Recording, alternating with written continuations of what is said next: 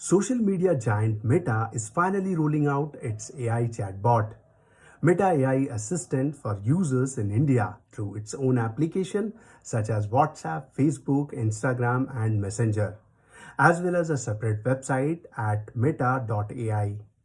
Meta AI Assistant got released more than 2 months ago and it is already available in Australia, Canada, and New Zealand. Users will be able to access Meta AI across searches on Facebook, Instagram, WhatsApp, and Messenger. Additionally, while scrolling through posts on their Facebook application, user can gain insight from Meta AI.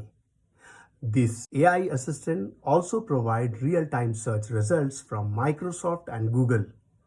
Now, let's look at some of the key benefits of Meta AI Assistant that Indian businesses can leverage and grow. Number one, increased user engagement. By integrating AI into popular platforms like WhatsApp, Facebook, Instagram, and Messenger, Meta enhances user interaction and keeps user engaged within its own ecosystem. Number two, localized support.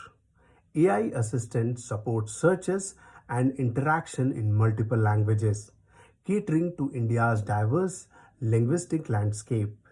Number three, enhanced customer service.